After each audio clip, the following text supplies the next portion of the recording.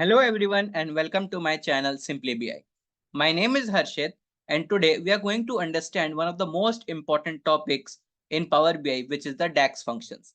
Now this DAX functions, it is also one of the most favorite topics of interviewer when you are giving an Power BI interview or a data analyst interview.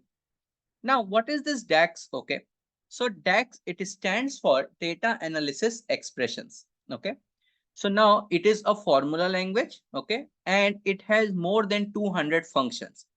Now it is same as you see or you use into an Excel.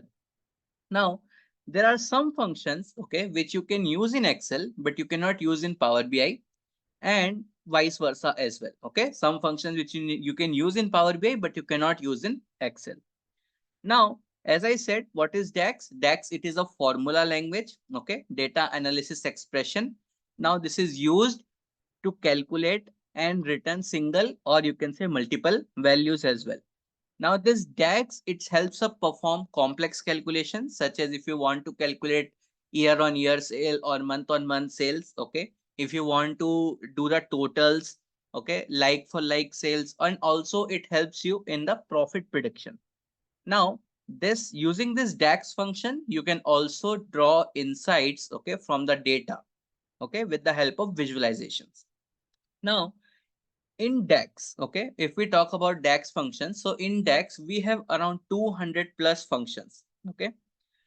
Now, we are not going to learn all the functions. We will be seeing the most commonly used functions and how the DAX works. Okay. How you can achieve your columns, how you can achieve your calculations for your reports and visualizations. Okay. Now, you can see here that the DAX formulas that you are writing, it must be syntactically correct. Otherwise, Power BI will throw you an error message.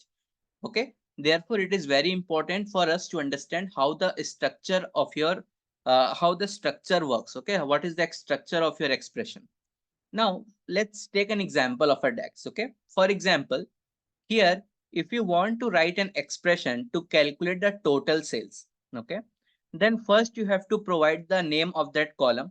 Okay, then you have to provide the name of the measure or that table. Okay, and like what are the things we can create using the DAX? Like we can create the calculated columns, we can create the measures, also we can create some calculated tables. Okay, now so when you want to create any, let's say, column, okay, any measure, then we have to define its name.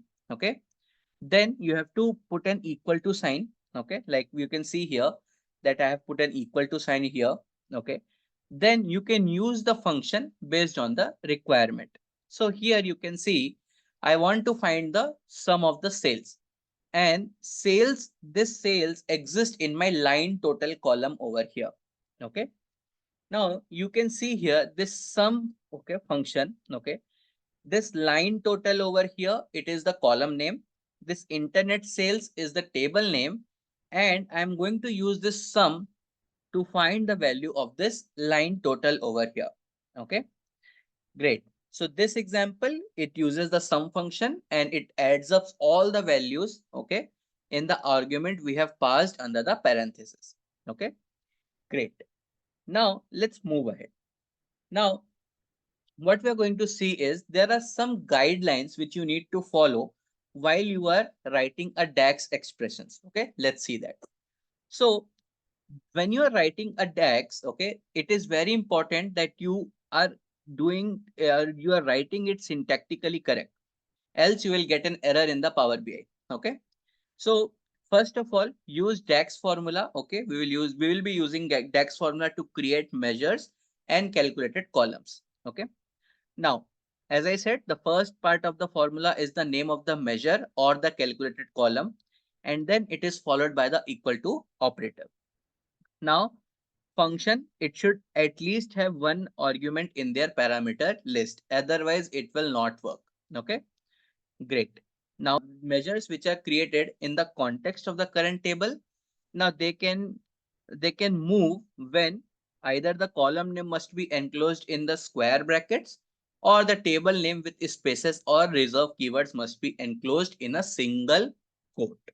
Okay, great. So this was about the syntax of the DAX. Okay, make sure that you follow these guidelines when you are working with DAX. Great. Now let's move to functions. Okay. So as I said, in DAX, we have around 200 plus functions. We are not going to use all of these functions over here. So what are functions? Functions are nothing but they are the predefined formulas that perform calculations on one or more arguments. Okay. So here are the list of few DAX functions. You can see intelligence function, filter, information, logical, math, trigonometry, other. There are so many. Okay.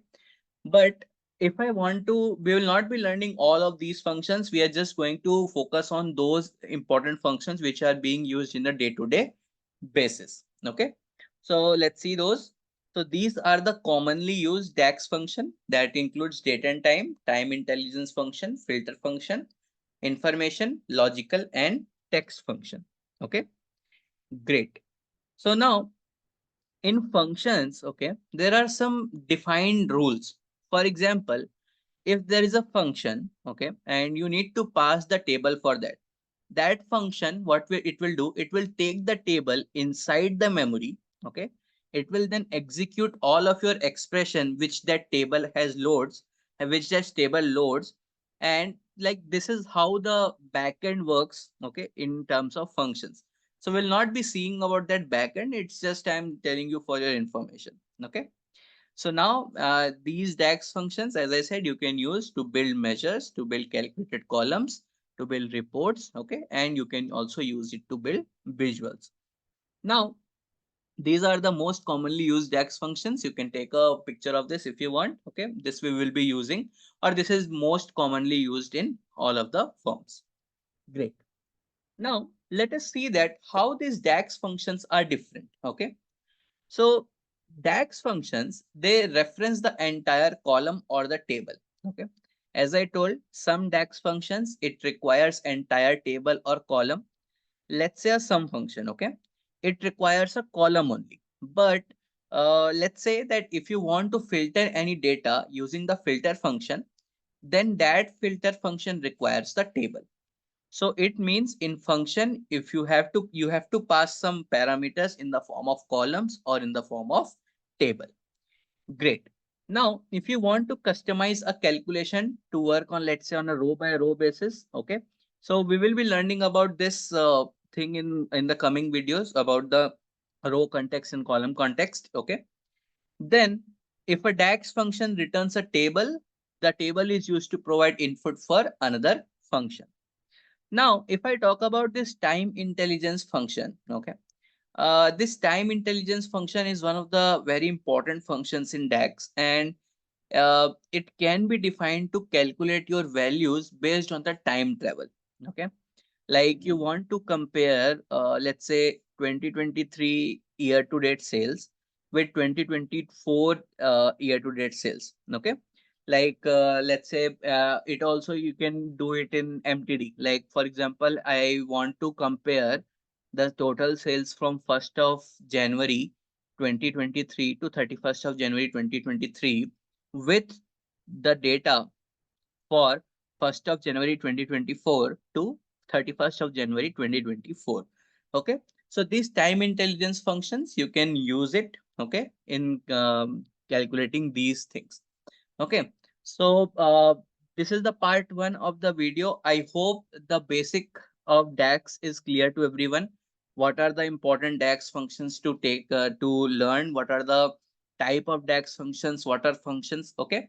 So in the upcoming videos, we are going to learn about the context and many more things. Okay. So that's it for this video. I hope this DAX is clear to everyone. If you have any questions, please post your questions in the comment section. I'll be happy to help. Okay. Thank you for watching. Like and subscribe for more.